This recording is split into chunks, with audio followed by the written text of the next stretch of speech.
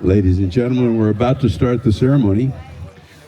We're just waiting for our awards deacon to show up. She has the certificates. But until then, Jim, you want to start off? Jim's been heading up the youth competition now for how many years? Oh, probably seven or eight right now. So he's going to start the show off, and I'm going to turn this over to him. And here you go, Jim. All right, hello everybody. I was born at a very early age. I don't really do that much tap dancing, so please don't ask me to go ahead and do that. Anyway, Steven said that, I've been involved with this for at least the lead person on this for about the last 7-8 years. I've actually been involved with the junior competitions for at least 15. And next year, this will be the 20th year of having a junior competition. So, yeah, hey, we really appreciate that. I also found out earlier this week that as far as junior competitions in the United States, we're one of the only organizations that actually does that, which is a real tragedy in the fact that when we teach the younger people something that they can get really involved in, it's really fun. It's a lot of, it's just great getting out, being able to do this stuff. If we could teach those younger people to do that, then as they get older, hopefully they'll get that passion and continue on and keep doing this stuff for the rest of their lives. I was unfortunately started when I was already 50 years old, and I've been doing this for 24 years, so do the math. But I wish I would have started a lot earlier. I wish I would have had a junior competition back when I was a lot younger, because I definitely would have tried out for it. This is a very unique medium. Not very many people in the world actually are ice carvers. So any of you people that actually have done this stuff, you're in a very, very tight community of people, and you should be very, very proud of that. Before I go ahead and bring all the students up, I'd like to go ahead and bring up what we call the mentors. And these are people that over the last 4 days have actually come and helped us to assist the competitors with getting their ice put in place, getting it carved, getting it all set up, giving our expertise as far as types of textures, type of designs, all sorts of that stuff. And I've had 5 people that have really stepped up this year and been there for the whole time that we've been outside. And so I'd like to bring them up on stage first so that they can get at least a little bit of recognition. So if I could have Mark Chapin, Brian Carter, Riley Douse, Sarah Blostein, and David Smith, as soon as he gets done making all that smoke over there. Please come on up on stage.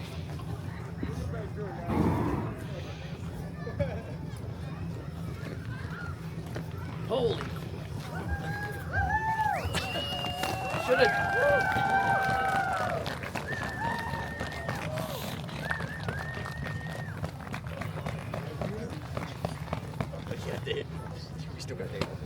Without the commitment of these people right here and others that I'm going to talk about in just a minute, we would not be able to put on this event.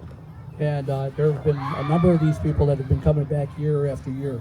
And I, for one, and I know the students greatly appreciate the fact that they're putting their time out and coming and giving their expertise and stuff. So please give them another round of applause. I greatly appreciate it. This way too. Yeah, Jim does it. He ain't doing it all. He's just helping. Jim, thank you. He's Santa where the L's. Hey, why are you running off so much? She take pictures. What? It's a better picture with more people on stage. All right.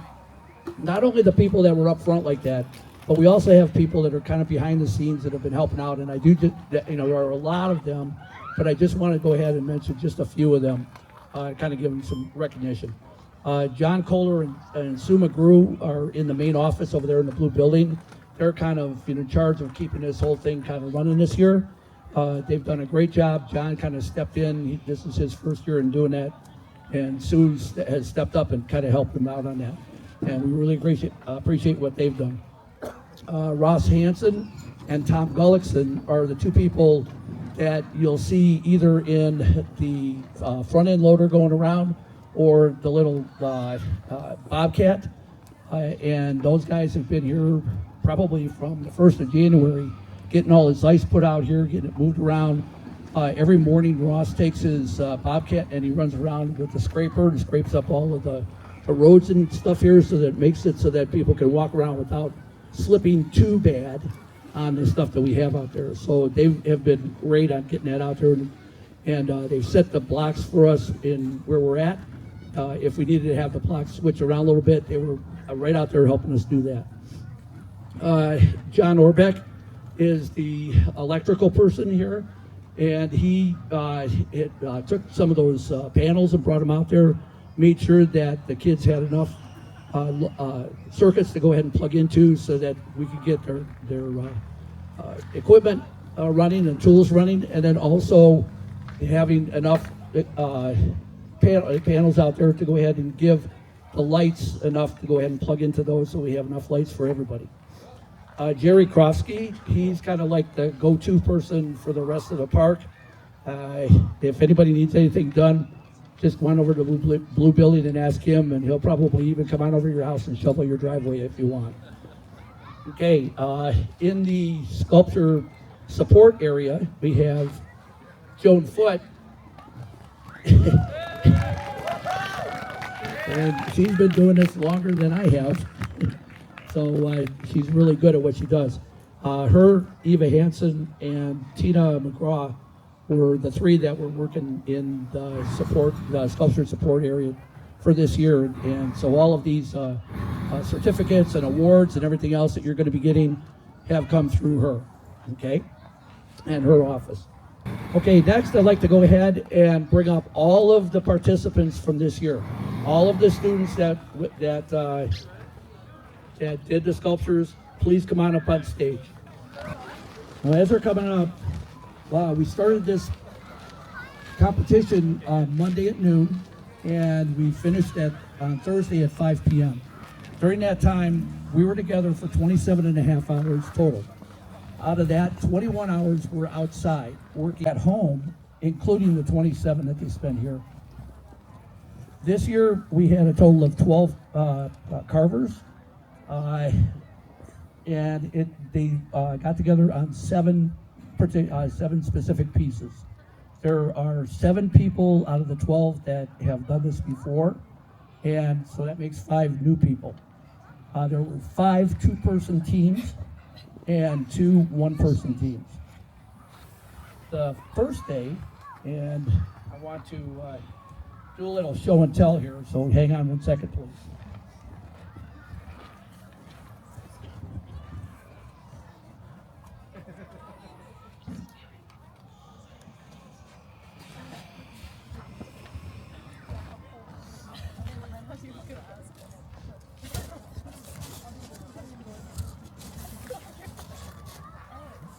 This is a representation of a block of ice that all of the competitions out that you see out there is. It goes 4 foot high, 6 foot wide, and depending on when they pulled it out of the pond, it could be anywhere from 28 to 34, 35 inches thick.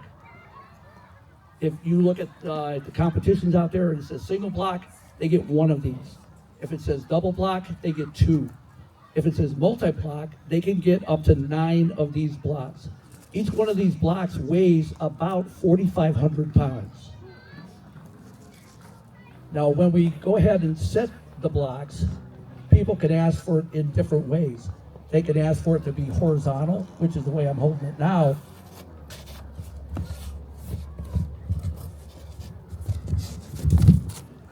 Or they can ask for it to be vertical.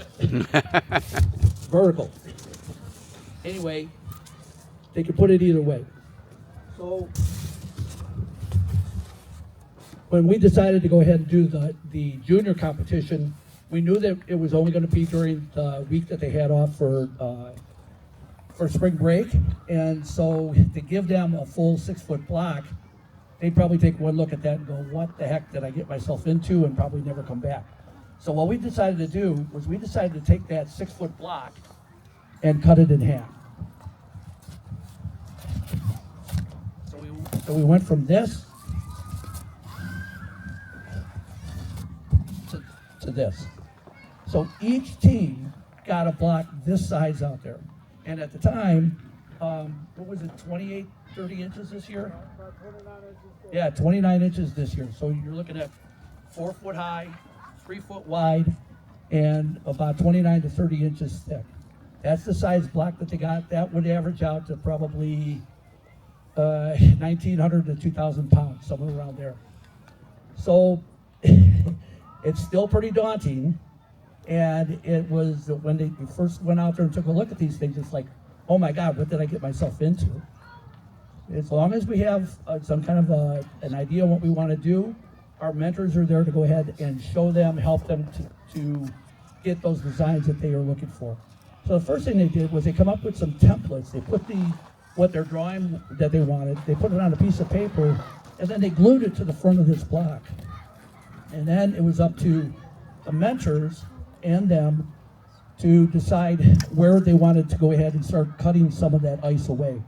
So it took us a good part of that first day to go ahead and go around to each site and go ahead and use our chainsaws, because we decided a long time ago that we would rather have us use the chainsaws and the students use the other tools instead of them getting into the chainsaws, because I don't think we have a deep enough pocket. And I won't go any farther than that. But anyway, so it took a pretty long part of that first day to go ahead and get those pieces cut out of there and get some sort of a shape. But with six of us as being the mentors, 7 teams, by late afternoon on that first day, those pieces started to actually have a little bit of shape to them. I'm going to take and put this back.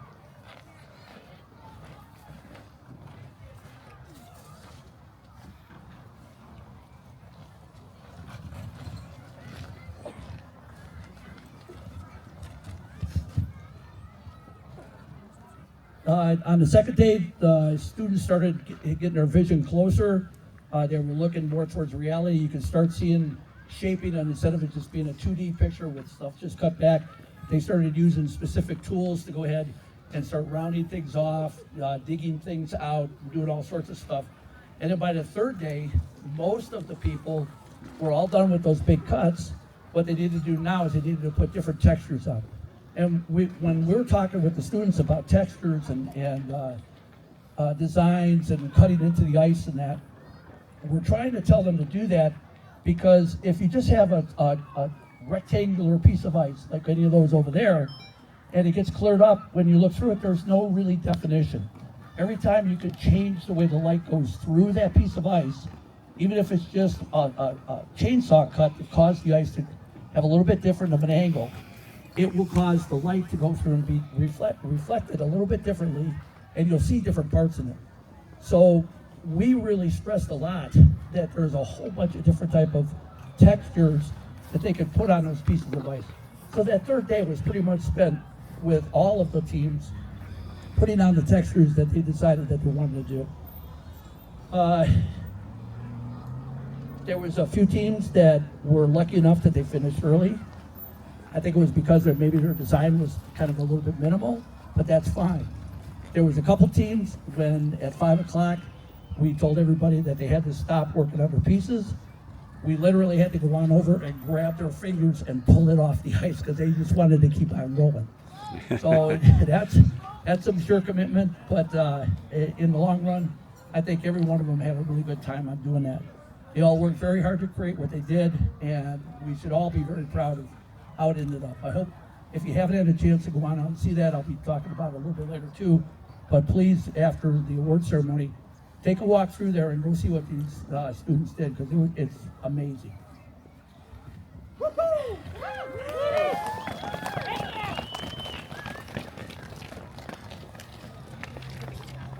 My wife says I talk too much.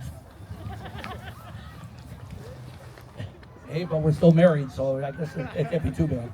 Okay, so the next part of this is I want to recognize each team. Each team spent a lot of time out here. Everybody that participated gets this year's shirt. They also get participation certificates, and then also they get their judges' results as far as what the judges saw and what scores they actually gave the students. So I'm going to go from site 1 through 7. I'm going to have the people that were responsible with that site come on up, and then I'm going to embarrass them a little bit because I have a whole bunch of stuff written about the different things. Okay, so the first group I want to come up is site 1, and that's Theo Young and Kaylin Leak. And their thing was called No Root Beer Spilled.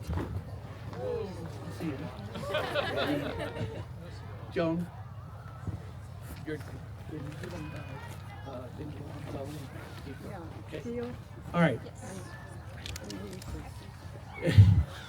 Some of this stuff you probably won't understand until you actually go on out and look at it, but when you get there, you'll know what I was talking about. For the whole first day, I was talking with them and giving them ideas and telling them what to do. And then by the end of the day, they told me, no, the root beer mug is upside down. It's not right side up. I was looking at it as being right side up. And I had all these ideas, and they didn't tell me till the end of the day that it actually is tipped over and stuff is pouring out of it. So that whole first day for me was kind of lost. If you look at the base, they've added the right amount of bubbles. I wouldn't put too much more. It is root beer, so expect something like that. They got a little foam around there. They have a couple tables off to the side, and that was a really good use of what we call white ice. If you look at some of the stuff around here, you'll see little slivers on one side of stuff that's pretty white, milky looking. That's the side that's actually facing the sun. A lot of people just go ahead and cut that stuff off. Other artists will go ahead and take pieces of that and use it for contrast with the sculptures that they're doing. They took that white ice and they made a couple tables out of it. Should I tell them that I even saw one of them drinking some soda out of one of the cups that they made? So if you've been out to Chena Hot Springs, they make those little, in the ice hotel, they make the drink cups. Well, these ladies could probably go on out there and get a job working for them. And don't forget that when you go on out there and look, there's all these little things that people kind of just walk by and don't see. Look for the little sprigs of garnish in the 2 small cups that are sitting on the table. A lot of people will probably just pass right over that. I thought that was a little extra added on to it. So anyway, I want to congratulate you. Good job. All right. Next is Sydney Young. And hers is called The Eternal Cycle.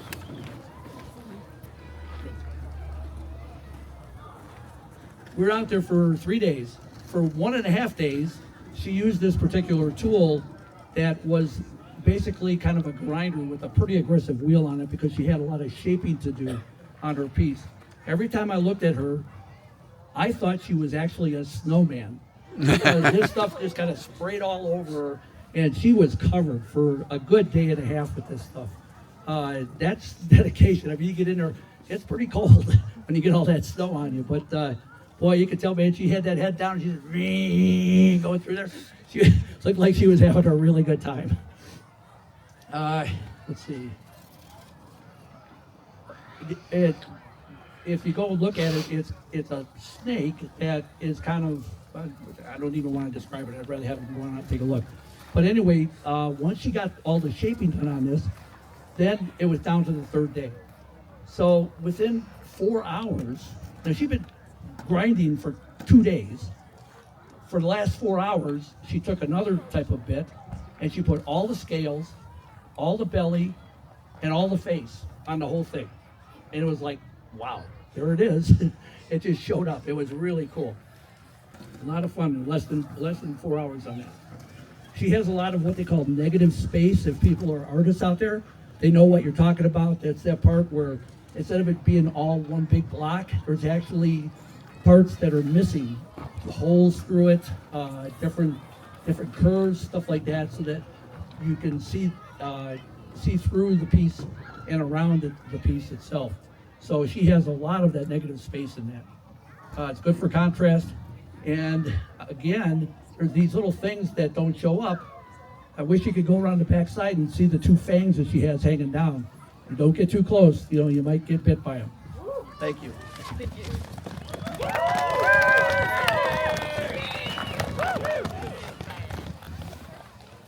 All right, number 3 is Grace Chatterley.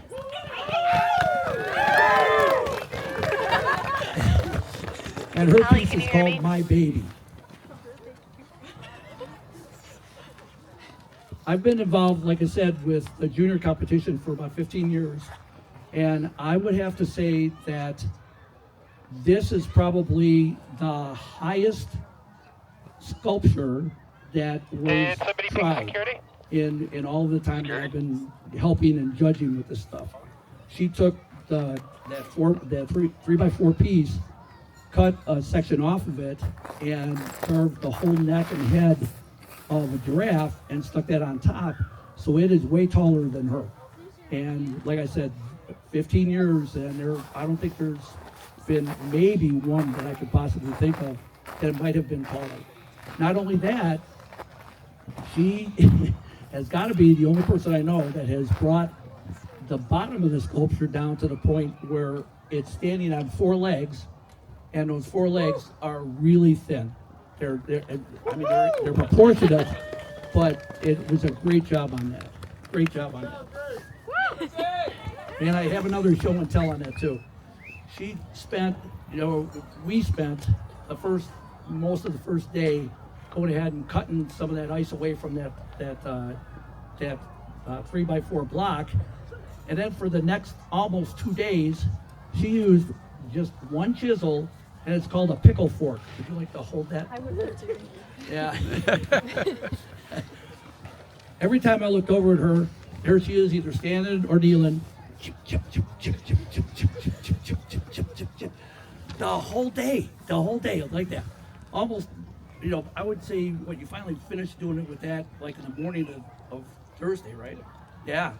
And then she took another really small one and did the same thing with that. But for 2 days, she used that pickle fork thing. A lot of people, they go right towards the power drills or the bigger chisels or whatever. She just stuck with that, and it's very evident in the design, the overall thing of how she did her giraffe. It's very well done. Very well done on that. There is always at least one competitor that over the course of the competition, they have what they call a break. And that means that a piece of the sculpture has been broken off for one reason or another. And then usually, there's a big frantic thing that we all try and do to hurry up and get that piece glued back on.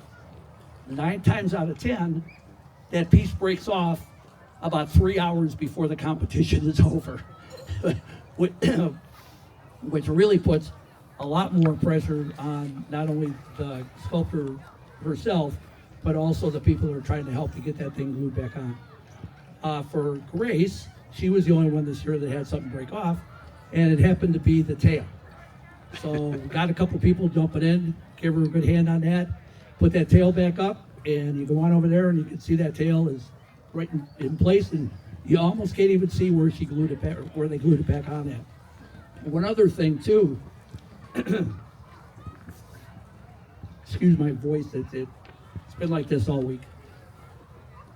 Anyway, one other thing too to take a look at when you go over there is her design on the giraffe itself is all of these kind of rectangular things, just like a regular giraffe out in the wild. And every one of them are just kind of individual lines all over the place on there. I mean, it looks great, but if you go around to the left front shoulder right here, she has one of those that she carved it out as a little heart, and she dug that out and she packed it with snow. So if you look in the left shoulder of the baby giraffe, there's a heart right there. You can't see it when you're standing in front. You actually have to move over to the left, almost to the next sculpture down, and look back over that way to see it. And it's pretty small, but she's got that in there. So that's pretty cool. Thank you.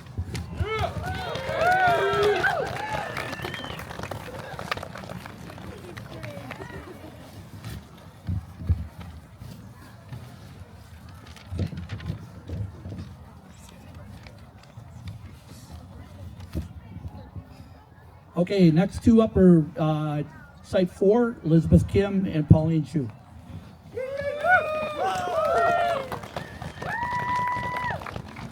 This one is called Marine Diva. When I looked at that, and I seen the way they had the two things set up, it's a pelican and a fish, and then other stuff also included in there.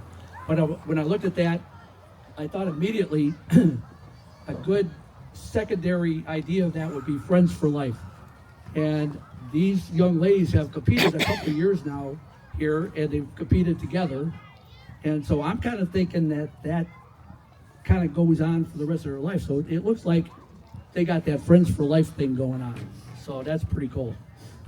Anyway, there's supposed to be that the pelican is sitting, on some blocks, and there's a fish, and the fish is on the wave, and the fish is being the conductor, and he or she is conducting the pelican to do some singing. That's why it's a marine diva. Okay. When you go on out there, don't overlook the fact that the fish does have a conductor's baton in one of its fins. So look at that. And then also, if you look over to the left of the sculpture, where the sign is, there's a little crown sitting on top of that for the Princess Pelican to have that put on after she finishes her song. And yesterday we all packed up and stuff, and as we were leaving, I was starting to walk out of there, and way in the distance, I heard this song, Sitting on the Dock of the Bay. I turned around and it stopped. So I thought maybe it was coming from the pelican. Who knows? Anyway, I thought they did a great job. Like I said, they've been here for a couple years on this, and congratulations.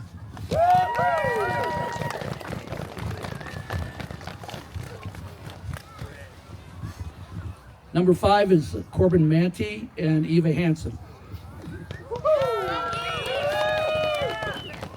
Their piece is called Neil the Seal. And I was watching the video that he took yesterday, and they said something about there was some backstory to Neil, and I never did hear that. So if you catch either one of these two out in the public there, make sure you ask them about what that backstory is on why Neil, why he's so famous.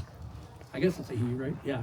Anyway, Neil was traveling pretty fast, and he ran over a traffic cone. So in fact, I need to ask you about the backstory, but we won't talk about that right now. Okay. Anyway, so that was kind of very interesting.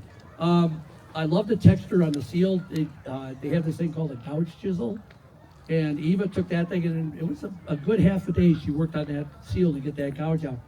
But in doing that, it created such a really beautiful texture, very clear, very precise, really polished look on there. So get a chance to go ahead and do that. Again, don't overlook some stuff. If you look at that front, they put in a couple places for the whiskers to be in the front, and the eyes and the nose. You have to take a look at that. I did see that Neil had a little bit of a smile on his face. So I don't know if he was smiling because maybe he ate a fermented fish, or he really enjoyed running over the cone. I'm not sure which. I'll have to ask him about that later. Anyway, congratulations.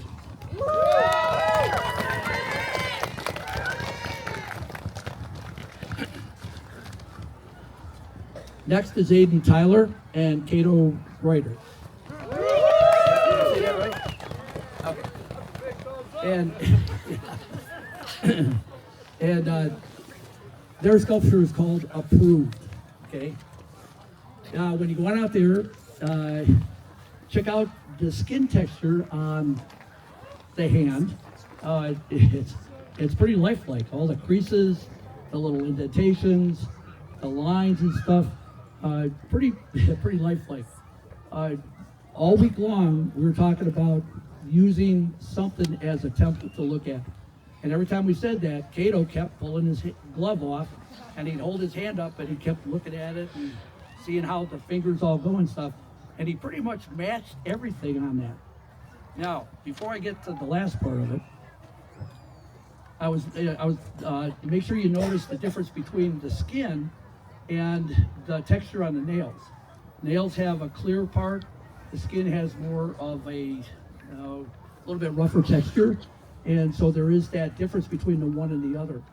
I did notice that whoever was the model of that, it looks like they like chewing their little fingernail, because that little fingernail was kind of a little bit smaller than the other ones, and kind of a little bit off. So just be careful about that. And again, whoever the person was that was the template for that, let's hope that they don't run into any police problems, that the police, the only thing they have is a picture of the person's hand, because if they look at this, they're going to be able to pick this person right out of the lineup if they put that hand up. Anyway, they did a great job. Very impressed. Like it very much, and I hope you do too. Good job.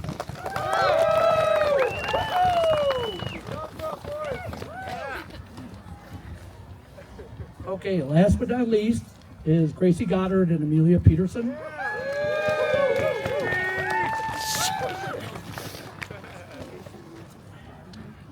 This is called Ryan the Dinosaur. I would have to give Gracie and Amelia the award for gluing the most things onto the piece this year. They started with their block, but then they cut a bunch of stuff off, and they had to go ahead and add the head on, so they did that. Then they realized that the back of the neck and the shoulders, wasn't there, so they added a piece on for that. Then they had to make the body go a little bit farther out, so they added a piece on for that. Then they had a tail, so they added a piece on for that. And then they had these little fins coming off the back of the spine, and they added all these little pieces off for that. So by the time they were done, they get the award for the most things that were glued onto one of the pieces this year. Once they decided on the type of body texture that they wanted to use, it was crazy. They took turns, kind of like a tag team. One would work on it until their arms got sore. They dropped the thing off. Next one would jump in there and hit it for another half hour, an hour or something. It took them quite a time to go ahead and get all of the scales put around on that dinosaur. And then they did take and use a couple other different tools to make different types of textures. Look at the way the front is, the belly on them, and a couple other, I think there was some scraping down the legs. So they use all these different tools to go ahead and put on these different designs. Now, one thing that I did notice too was the dinosaur has this huge smile on his face. And I was trying to think, well, why does this dinosaur have this huge smile on his face? And then I looked down at the ground, and there's all these bones that were down there. So he just had a happy meal. He's all full, he's nice and comfortable. He's just sitting there kind of hanging out with his hands, big smile on his face, saying, man, I could take the day off before I got to go hunting again. So that was pretty good. I like that smile on his face. Very good, ladies.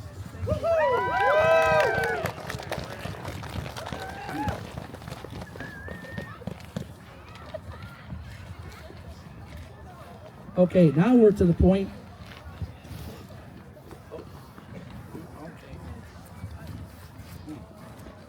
Wasn't expecting that far down. Anyway, okay.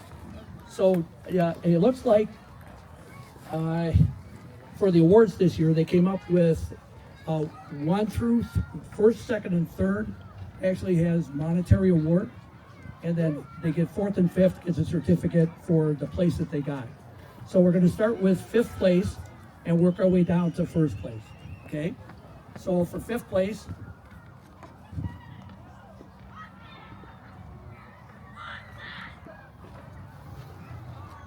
Are we supposed to put the name of the piece on there? Or just okay.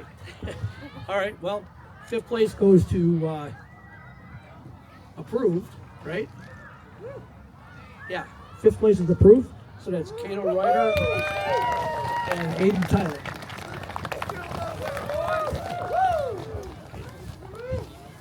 Aiden? Ready?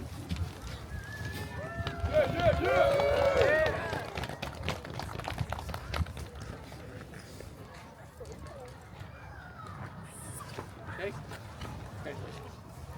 Yeah!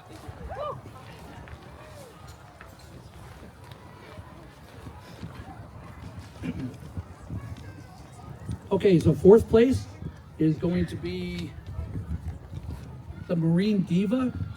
and that's Elizabeth Kim and Pauline Q.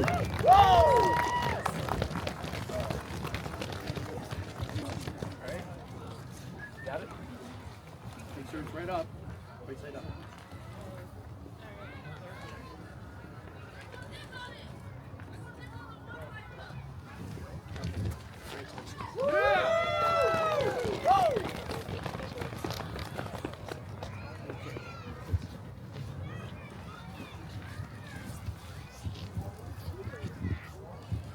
Third place is No Root Beer Spilled by Theo Young.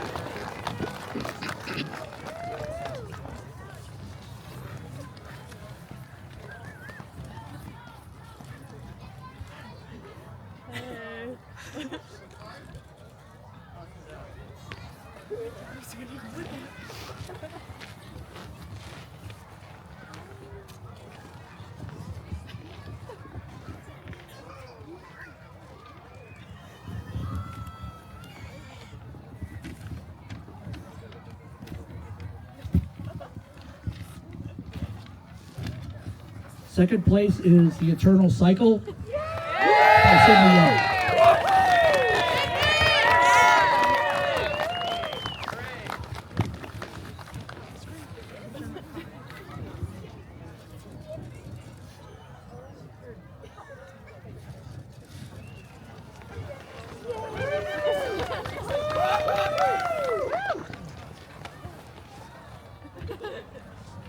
And first place goes to My Baby. All right!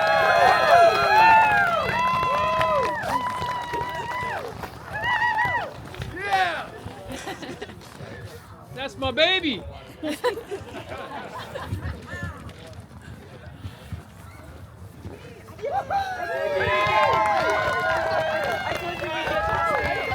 Okay, I'd like to get all of the participants to come on up front here, get all together in a nice bunch, and let's get a nice picture of all of them together.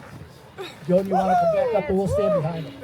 Why don't some get down in front a little bit so we can really scoop that in? How about right here? All right, fine. Here. Down in front, something behind them. All scoop in. Joan, you want to come on up and get on the edge? Huh? I feel like the winners should be on their knees down here. Mike, can you slightly to the right? Yeah. Mike Iverson? Mike Iverson? Hello. Can you move slightly to the right? Sure. The name's Steve. Oh, sorry. I was getting, who's Michael? Thanks for all the participants. All right, thank you for supporting these artists in this event. For the ones that this year is their last, I hope that they continue on with other events and keep going as they get older. That's what we kind of try and want to do this for. For the others, please consider coming back next year and bring your ideas and have a good time. Thanks a lot. Go see the sculptures. All right, goodbye. Here, Steve. Steve.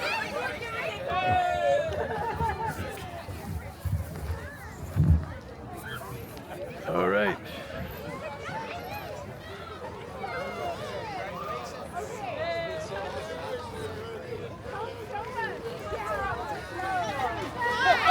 Thanks, you guys. Those are being awesome with you. I'm excited to see what you get. Winner's corner. Keep coming back, y'all. Yeah, I will definitely next year. Keep coming back. My husband Darren. Congratulations.